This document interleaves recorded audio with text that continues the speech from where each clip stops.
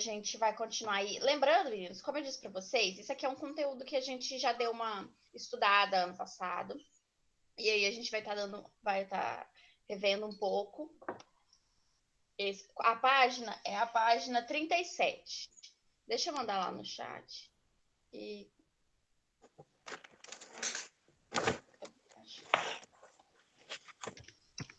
daí todo mundo vê. Meu áudio tá baixo? Ah, não. Tá não? Pra mim, eu coloquei no mínimo aqui e continua. Pois é, porque tem... Ah, peraí, que a Nanda não tá conseguindo entrar. Porque... Às vezes eu tenho impressão. Então, meninos, página 37, a gente vai continuar. A gente vai continuar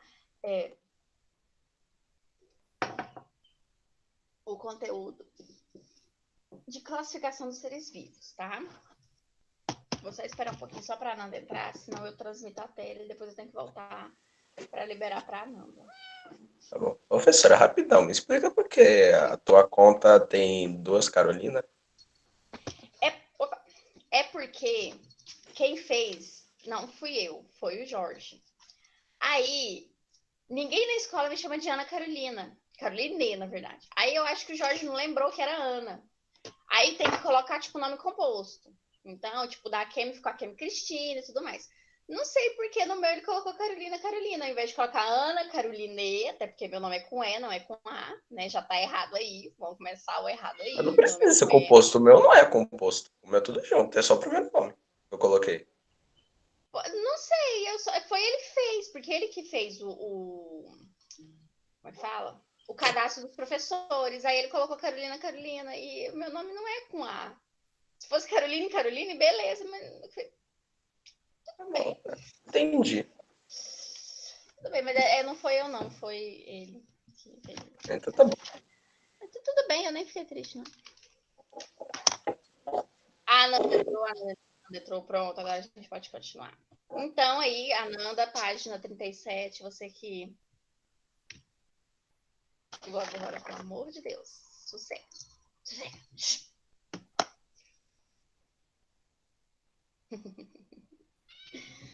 Tá? O Rafael, eu vi que ele não entrou na última aula do Russo, ele também não entrou na aula? Ou ele só... Entrou tava não. com a câmera desligada? Nem entrou? Entrou. Ah, tá. Bora, professora, eu quero dormir.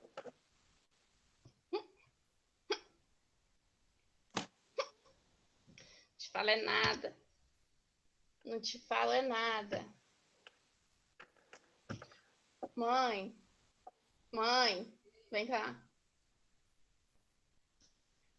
Bom, gente, vamos lá. Classificação dos seres vivos, né? Como eu disse, esse capítulo que a gente viu.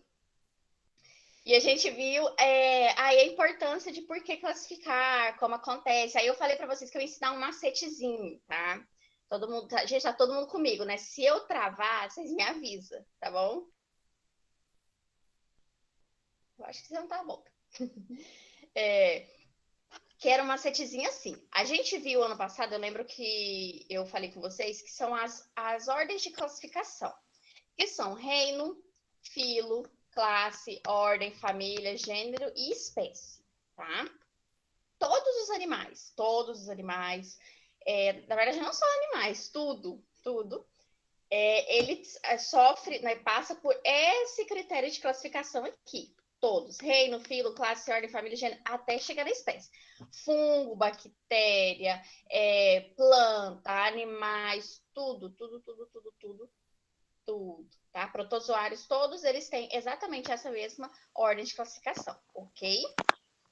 Então, né, na aula passada a gente viu que espécie é um grupo de seres vivos semelhantes entre si que se reproduzem. Isso é uma espécie, tá? Cada espécie precisa se reproduzir entre si e garantir descendentes fortes, ok? Taxonomia, que é a classificação das características e classificação de identificação das espécies. A gente também viu na última aula, eu até tinha mandado vocês grifarem, né? Lá no finalzinho da página. sobre o que era a taxonomia. A taxonomia ela é feita para isso. O que é taxonomia? A gente vai ver exatamente um exemplo na próxima página, tá? De uma tabelinha de taxonomia. E aí a gente viu também os critérios de classificação, né? Que eu falei até do exemplo do livro, que está dando de um supermercado. Então, quando você entra no supermercado, você sabe exatamente o que você quer, porque você sabe como está a organização. Então, se você quer um refrigerante, você vai para a parte que tem os freezers. Se você quer uma bolacha, você vai para a parte onde fica todas as bolachas, biscoitos embalados. Então, a gente sabe aonde estão as coisas. Os critérios também são para isso, para organizar cada ser, e foi aí que surgiu os 5 reinos, ok? E a categoria de classificação dos seres vivos é esse lindo homem aqui que a gente está vendo, né? Que criou, Linneu, ele é conhecido como Linneu, que criou esse sistema, né? Então aí no livro vocês vão ver que está falando, né, que ele propôs isso em 1758, que ele propôs que esses critérios, né, fossem abrangentes a reino, filo, classe, ordem, família. Depois foi criado o subgênero, foi criado algumas outras coisas, mas que não é tanto usado. O usado mesmo são esses. E aí o macetezinho que eu falei para vocês é esse nomezinho aqui, reficofage.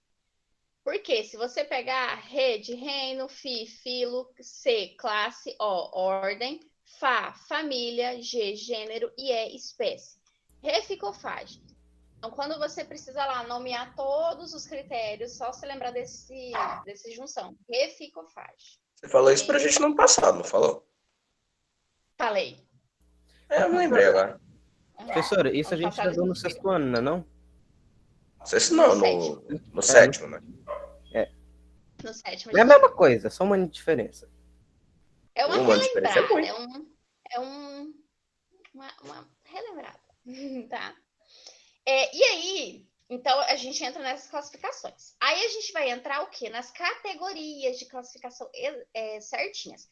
Aqui eu coloquei no slide para vocês verem como fala? Um mapa de taxonomia.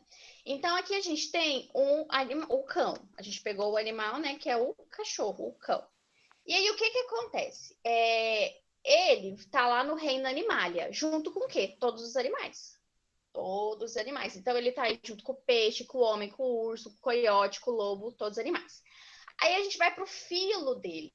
O filo dele é o filo cordata, tá?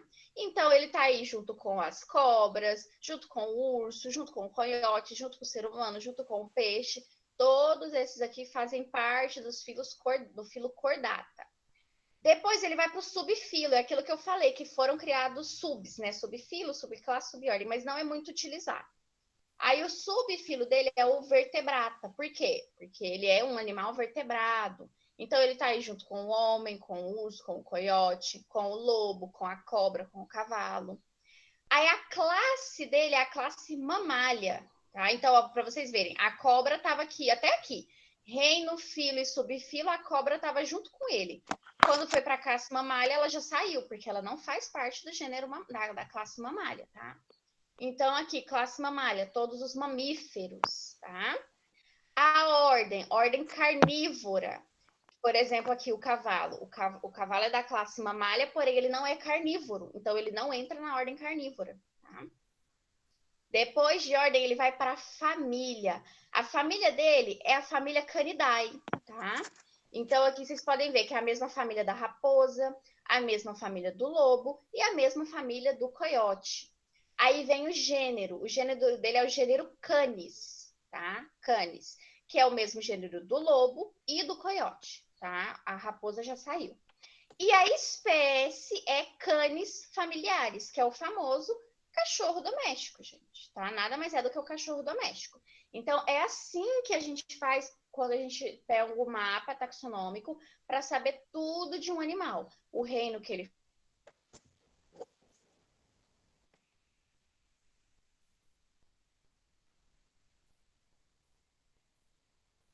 Do nada parou de falar.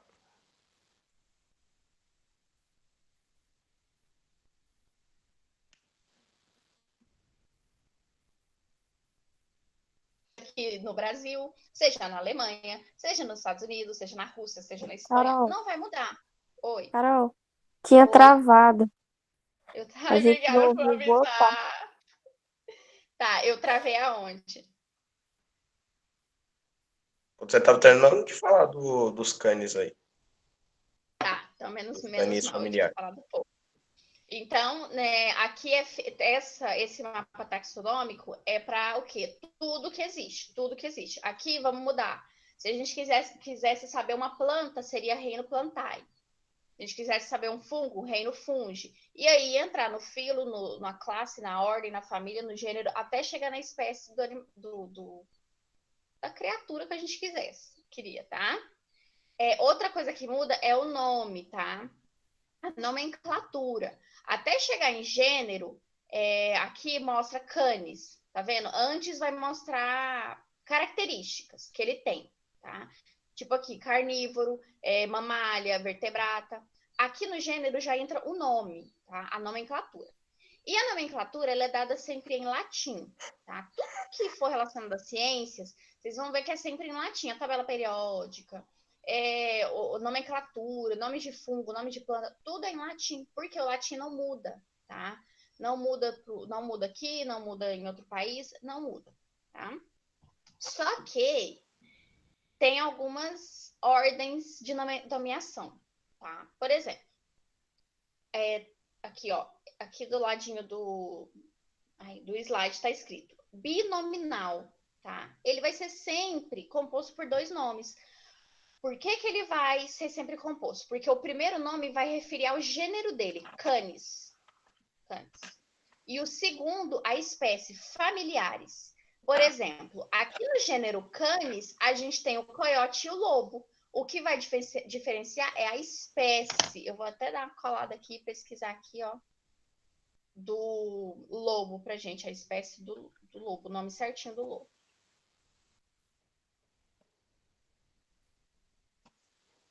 Enquanto isso, aí o que acontece? Então, sempre é binominal, tá? Então, composto por dois nomes em latim, correlacionados à sua semelhança. O primeiro nome sempre representa o gênero, e o segundo nome sempre representa a espécie, ou epitélio específico, que é a espécie. Então, aqui, canis lupus, canis familiares, ok? Aqui eu roubei aqui, ó. Cadê? Aqui, ó, o exemplo que eu peguei do lobo. Vamos aproveitar, né? Tá em alta aí, não só o lobo em si, mas o lobo-guará, por conta da linda nota de 200. Então, eu peguei aqui, ó, o reino do lobo. Animalia, igual o cachorro. Filo, cordata, classe, mamália, ordem carnívora, família, canidae, igualzinho. Gênero, canis. A espécie é lupus. Canis, lupus. Então, aqui, canis familiares é o cachorro e canis lupus é o lobo, tá? Então, sempre o primeiro é o gênero e o segundo é a espécie. Aí, no livro de vocês, na página 37, que é a página que a gente está, eu fiz esse resumo e coloquei aqui no slide, mas vocês vão grifar. Vocês vão grifar o 1, 2, 3, 4. O quarto parágrafo tem a palavra binominal em negrito, tá? Para ficar mais fácil de vocês acharem. Vocês vão grifar ele todo.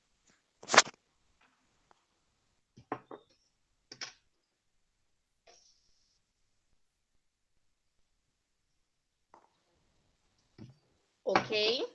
Gente, se eu travar de novo, vocês avisam? Que eu não vejo quando eu travo. Já, para vocês lembrarem que o primeiro nome sempre é o gênero e o segundo é a espécie, vocês vão grifar a primeira linha até o primeiro ponto final no parágrafo. 1, 2, 3, 4. No quinto parágrafo, está escrito também em negrito. Primeiro nome e gênero em negrito, para ficar mais fácil de vocês grifarem. Aí vocês vão grifar até gênero. E a mesma coisa vocês vão fazer no de baixo, que está escrito: o segundo nome diz respeito ao epitélio específico. Vocês vão grifar isso aí também. Tudo bem aí, gente? Tudo bem. Epitélio específico é espécie, gente. É porque epitélio específico é um nome mais chique, um nome mais classudo, tá? Mas é espécie. Tá?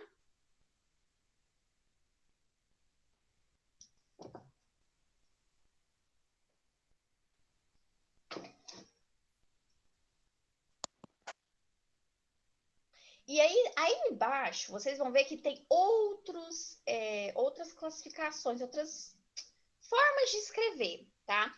Isso aqui também, gente, para ficar mais fácil, é tipo o nosso nome, só que na classificação ele é o contrário. O nosso gênero seria o nosso sobrenome, que é tipo a família onde a gente pertence. E a nossa espécie seria o nosso nome, tá? Então, tem vários gêneros, a gente encaixa com várias pessoas. Porém, a espécie, não. A espécie é um serzinho específico, tá? Só que tem algumas outras nomenclaturas. Aí, no final da folha, da página 37, vocês vão ver. Está escrito assim: para manter o padrão, além de escrever os nomes em latim, é preciso observar algumas regras de escrita. O nome científico é sempre composto de duas palavras, sendo a primeira referente a gênero e a segunda espécie, que a gente já viu, né? Eu já falei anteriormente. Segundo, essa nomenclatura deve vir destacada em itálico ou sublinhado. Por exemplo, aqui no slide eu coloquei em itálico, tá? Os dois. Tanto canis quanto canis lupus. O nome do gênero é escrito com a letra maiúscula e o da espécie com a inicial minúscula, sempre. Então, se eu quero colocar um nome específico, Homo sapiens, por exemplo, eu quero colocar Homo sapiens. Espera aí que eu vou até... Aqui, a gente tá aqui. Eu vou escrever aqui enquanto eu tô com vocês. Eu quero escrever Homo sapiens. Eu vou escrever Homo sapiens, o Homo vai ser com a letra maiúscula. Por quê? É o primeiro nome, é a espécie, é o gênero, perdão. Então, ele tem que ser escrito com a letra maiúscula. Agora, o sapiens não, porque o sapiens é a espécie. A espécie, ela não começa com letra maiúscula. Então, a gente coloca sapiens normal. Aqui no meu já está itálico. Mas se não tivesse itálico, eu tinha que colocar ou itálico ou sublinhar ele, tá? Porque é o nome científico. Então, o nome científico sempre é utilizado dessa forma, tá? Mais para frente no livro, quando a gente for ver algumas espécies, a gente vai ver que tem nomes científicos, sempre tá dessa forma, itálico, o gênero em maiúsculo e a espécie em minúsculo, tá? Isso é sempre. Nessa partezinha aí, para vocês não grifarem todas as linhas, vocês podem fazer só uma marcaçãozinha nos pontinhos para vocês não esquecerem de estudar, ok? Eu acho que tá ok. Eu travei, não. Ok, professora. Travei. Gente, conversa comigo, eu acho que eu tô travada. Só faz assim, certo, ok, beleza, uau. Quando a senhora tiver trabalho, a gente vai falar, professora. Tá. Opa, volta. Então, virando a página para 38, nossa, voltou demais. Aí vai falar de mais algumas características, né? Que em 1960 as classificações determinaram a mais, porque foi possível as análises genéticas e fisiológicas. Então, com o avanço da ciência, quando descobriram o DNA, começaram a estudar o DNA, essas classificações foram ficando melhores, porque de início, antes de existir DNA, eles faziam as classificações de espécies pelo que eles viam. Então, tamanho, tipo de alimentação, habitat, eles faziam a classificação assim, que era o que eles viam. Eles não tinham muito apetrecho científico para se embasar, tá? Então, só depois com a análise genética que foi possível uma melhor identificação, ok? Meninos, agora vocês podem ir lá para a página 42.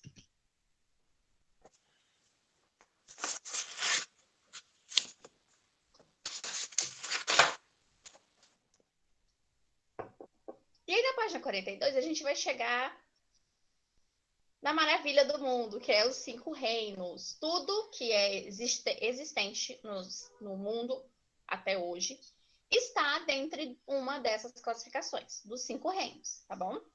Nós temos aí 5 reinos. Então, a gente tem reino Moreira, reino Protista, o reino Fungi, o reino Animalia e o reino Plantário, ok? Então, A gente tudo tá em que qual? a gente conhece, nós estamos no reino Animalia.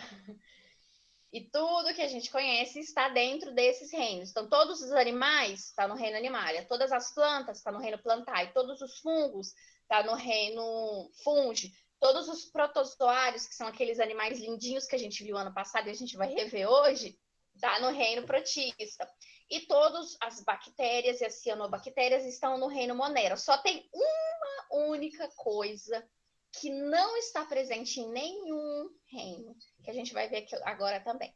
Mas antes da gente ver... Professora, que nem a Covid, ela tá nesse Monera? Não. Ué.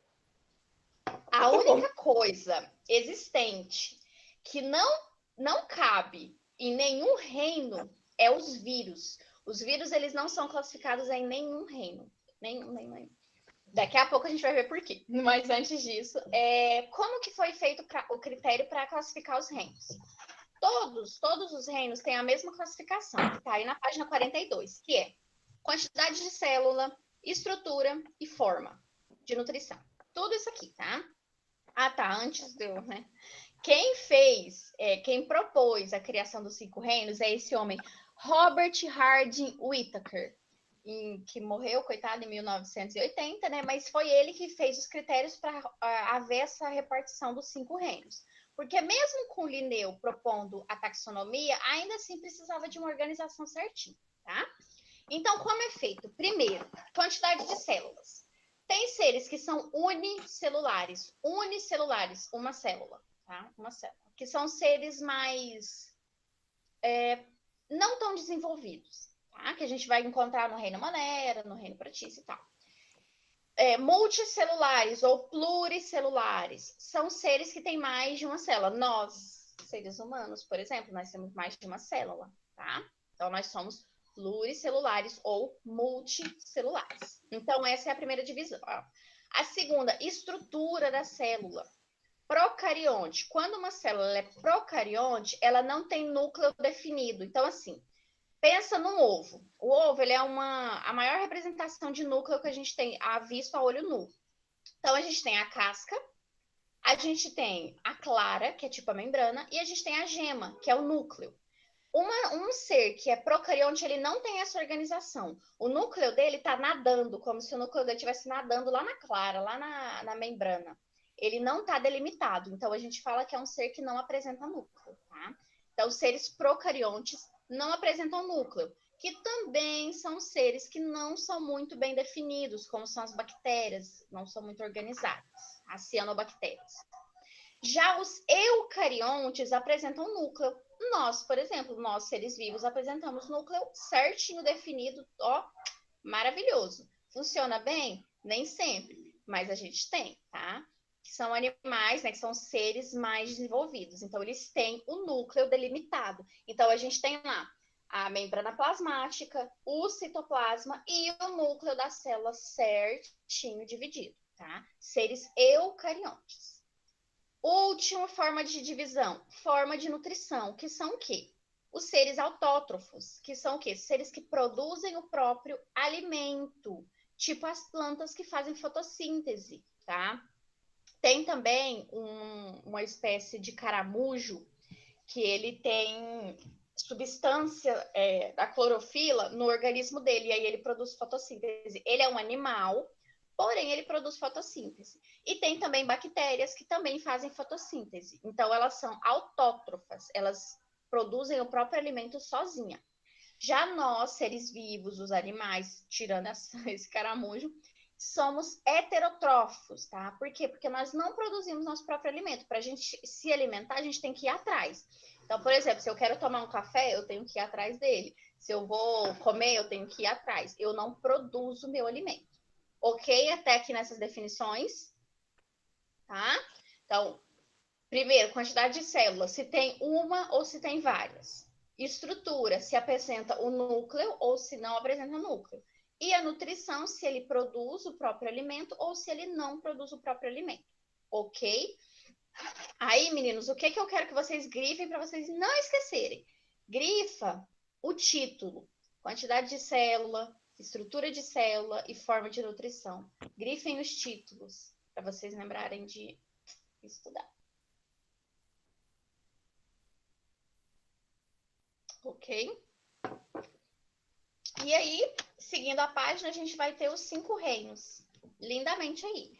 Então, a gente tem o reino Monera, A gente tem o reino protista, fungi, plantae e animalia, tá? E aí, um representante de cada um. E aí tem uma pequena definiçãozinha, né? Reino monera, que são unicelulares e procariontes. Então, eles são o quê? Uma célula e não tem núcleo definido.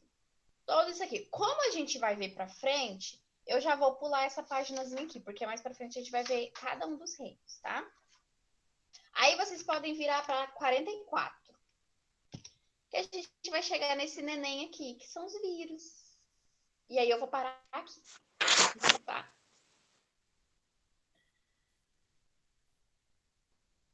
Então, meninos, vírus, o que são, da onde vem, para que existem, ninguém sabe. Vírus, primeira coisa, ele não está em nenhum reino.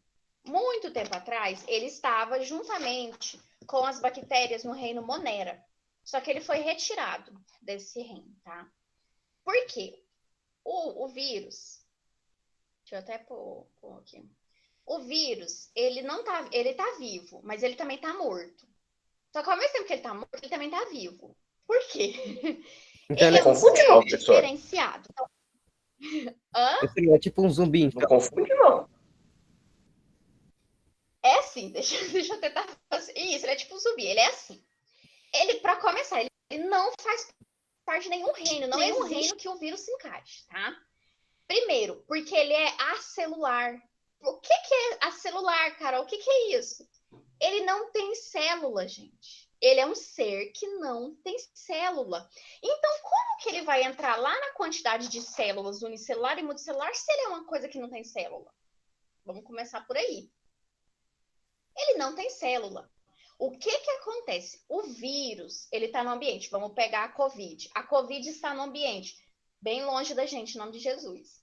Aí o que acontece? A gente respira ele, ou algum fluido, alguma coisa dele entra no nosso organismo. O que vai acontecer? Eu não sei se está todo mundo vendo, grande ou pequenininho, porque eu não sei quem está com o celular. Mas aqui embaixo do slide tem um videozinho que eu vou dar play, tá? Que é o exato momento em que um vírus se liga à nossa célula, tá? Deixa eu dar play aqui. Ó, o vírus vai chegar como quem não quer nada, um pedacinho dele vai, ó, ligou na nossa célula. Por quê? O vírus, ele nada mais é do que um ladrão, praticamente. Ele entra no nosso corpo e aí ele rouba a nossa célula para ele. Então, o que vai acontecer? Ele é um parasita, lembrei o nome melhor, assim, tá usando parasita. Tem a nossa célula e tem ele. Ele não tem célula, ele é um ser acelular.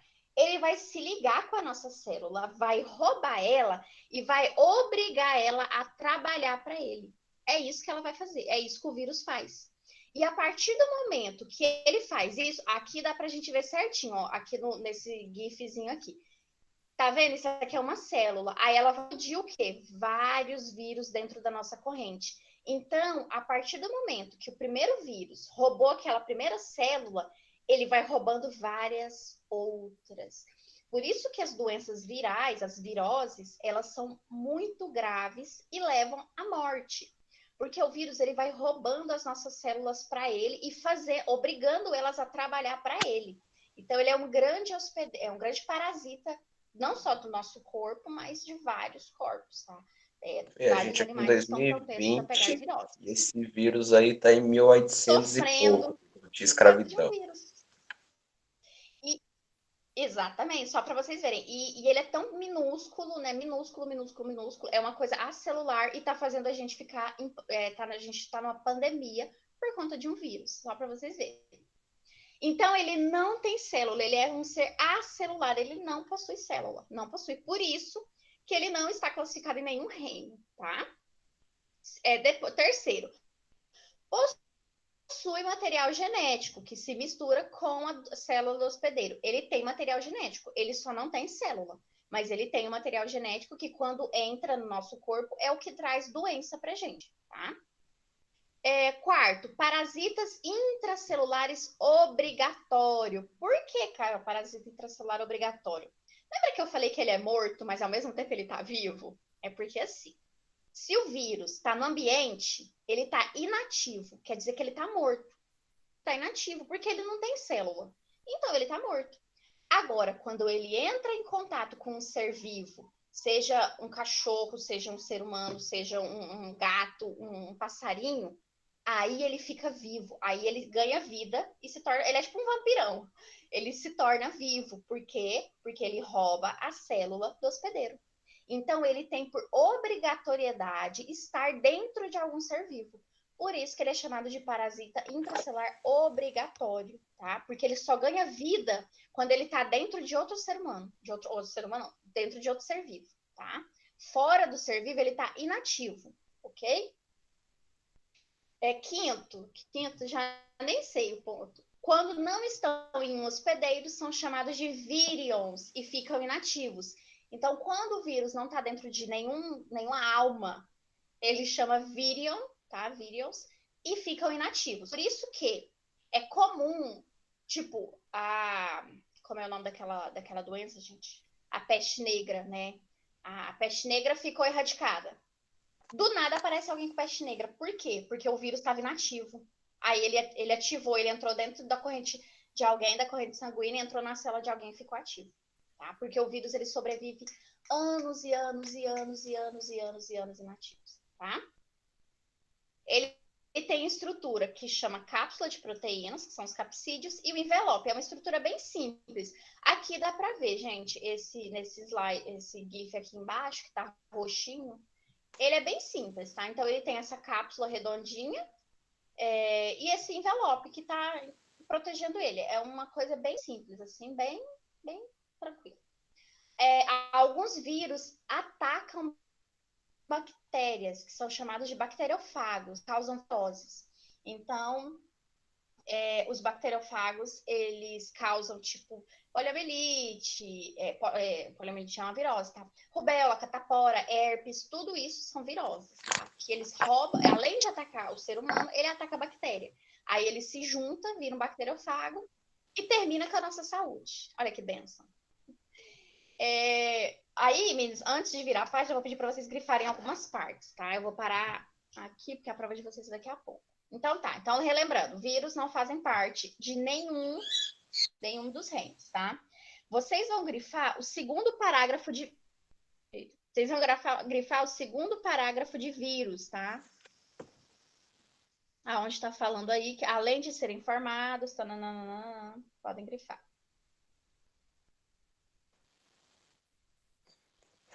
Deixa eu ver se tem mais alguma coisa aqui. Acho que não. Vocês vão grifar também o terceiro parágrafo só até virions, que é o primeiro ponto final, tá? Para vocês lembrarem que quando eles estão inativos, ele é chamado de virion, quando ele não está dentro de nenhum outro ser vivo, né? Nenhum dos hóspedes dele, dos hospedeiros dele.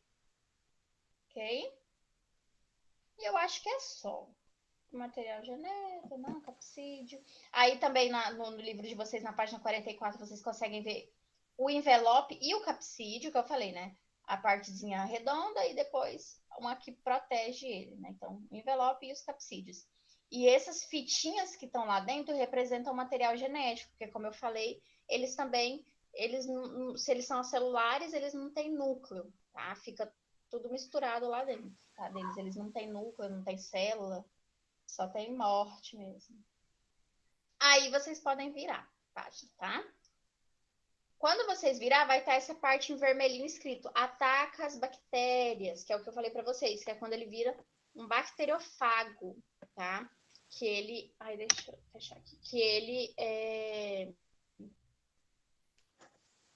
Opa!